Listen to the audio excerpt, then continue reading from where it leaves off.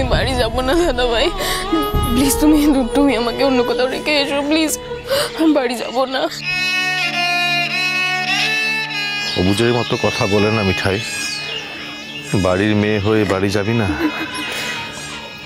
অন্য 5টা অ্যাক্সিডেন্টের মতো এটাকেও একটা অ্যাক্সিডেন্ট ভেবে ভুলে যা না। এটা তো নয় দাদা ভাই, এটা তুমিও খুব ভালো করে জানো আর আমিও।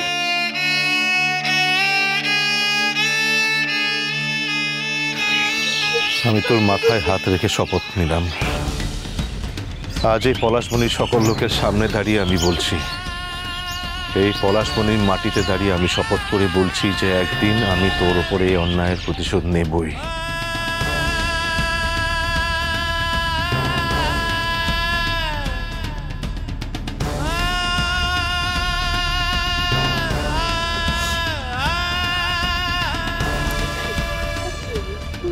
সুধা তোর দাদালা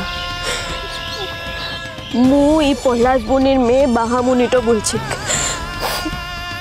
এই লড়াইটাতে যদি কেউ না থাকে তাহলে মু একা লড়ব, কিন্তু ও শয়তানগুলোকে মু ছাড়ব না।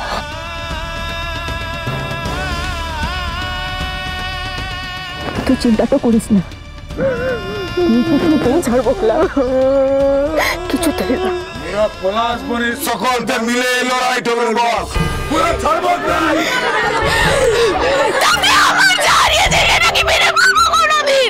তোর কিচ্ছু হারাই লাই মিঠাই, কিচ্ছু হারাই লাই।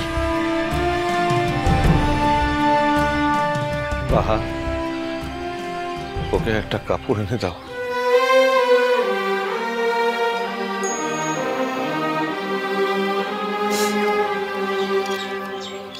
মিঠাই চলো এবার ঘরতে চলো কিনে। দাদা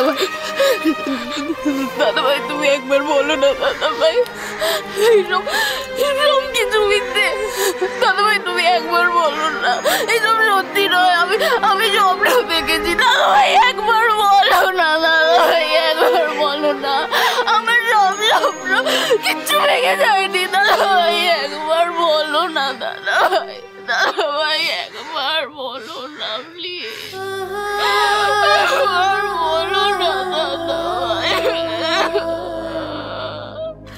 একবার বলো না দাদা ভাই প্লিজ, একবার বলো না দাদা ভাই, একবার বলো না। কিচ্ছু হয় মিঠাই, কিচ্ছু হয়।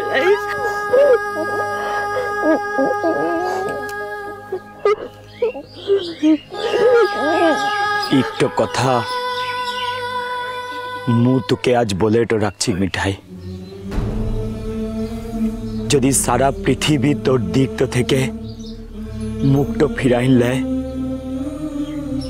এই পলাশবনি কোনো দিনের লিগে লিবেক লাই।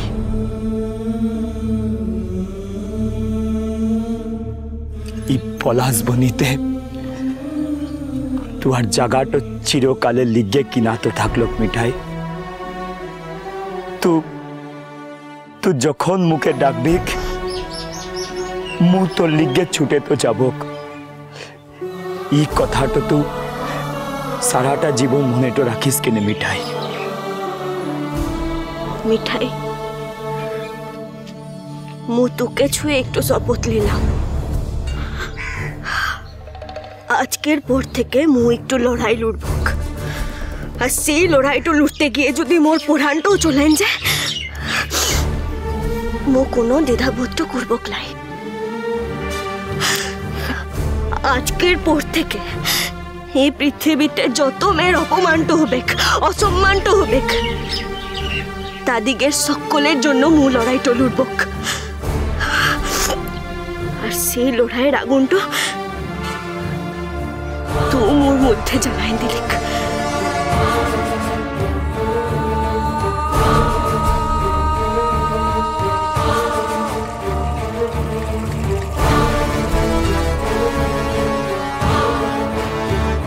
যাক বাবা, এইবারে বাড়িটা প্রাণ ফিরে পাবে।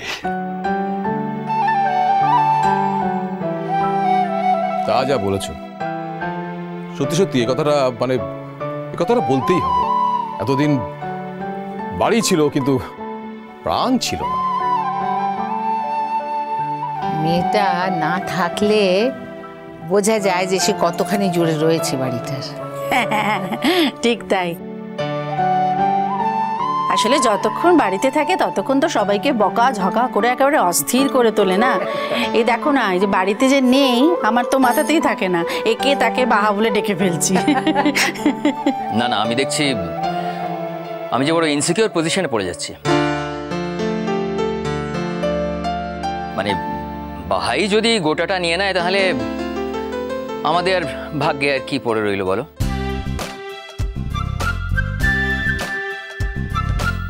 কি নীলু, তুমি কি বলো? মানে আমার মনে হচ্ছে, দেখো নীলু, আমাদের কিন্তু অন্তত আমার শ্বশুরবাড়ি ত্যাগ করে চলে যাওয়াটাই ভালো, সেটাই শ্রেয়। অন্তত এই সারাক্ষণ বাহাই এই বাড়ির প্রাণ, বাহা না থাকলে প্রাণ নেই বাড়িতে, বাহাজ ফিরবে বলে বাড়িতে প্রাণ আসবে, এটা তো আর শুনতে হবে না। হ্যাঁ প্রবুদ্ধ, এই কথাটা তুমি মানে কি বলবো, মানে একদম ঠিক বলেছো। তোমার সঙ্গে এই ব্যাপারে সম্পূর্ণ একমত। না না হবে না, এইভাবে বাড়ির আর সবাইকে লাইন করতে পারলেও এটা বড় শক্ত ঠাঁই, বুঝেছো? অ্যাডমিনিস্ট্রেশনটা করে খায় তো, তোমার মতো 2 নম্বরই ও অনেক ঘেঁটেছে। কি তুই কি বললে বাবা? তুমি একেবারে 2 নম্বরই বললে, তখন আমাদের সামনে। আফটার অল কাকা তো, তাও বাড়িতে আবার জামাই আছে, শুনতে খারাপ লাগলো তাই। এই জন্য আমি দাদার সঙ্গে পারত পক্ষে কোনো কথা বলি না, বলতে চাই না।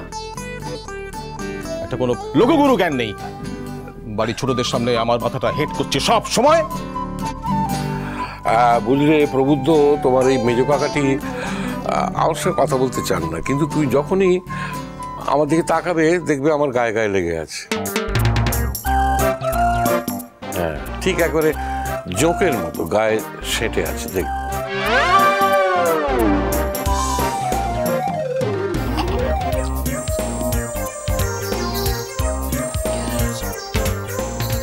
কি মেজকামণি, মানে বাবা যেটা বললেন সেটা কি 16 আনাই সত্যি, নাকি মাঝে মাঝে উল্টোটাও হয়? উল্টোটাই বেশি হয়। এই বাড়িতে ওই একজনই আছেন যিনি সাদাকে সাদা কালোকে কালো বলতে পারেন, বাকি সব তো চোখে ঠুলি পরানো, চোখে দেখেও দেখে না, কানে শুনেও শোনে না।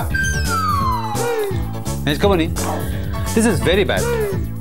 আমি তোমার হয়ে বাবার মুখে মুখে এতগুলো কথা বললাম, প্রতিবাদ করলাম, তুমি আমাকে সবার সঙ্গে একদলে ফিরিয়ে দিলে। ছাড়ো ছাড়ো, তোমাদের ওসব নাটক আমার বোঝা আছে। দাদা ভাই, তুমি এতক্ষণ মেজকামণির সঙ্গে নাটক করছিলে দাদা ভাই? ছি দাদা ভাই, এটা জানি জানি, আমি সবাইকে চিনি, আমার কাউকে চিনতে বাকি নেই। কেউ মান্যই করে না আমাকে, কেউ না কেউ না। এমনকি প্রবুদ্ধর মতো ভালো ছেলে সেও পর্যন্ত।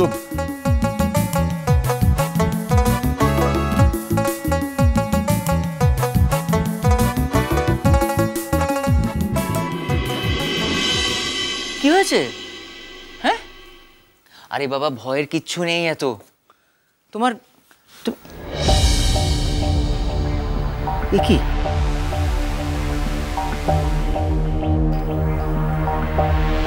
এটাই এটাই তোমার সারা গায়ে এরকম কাটার চিহ্ন কেন?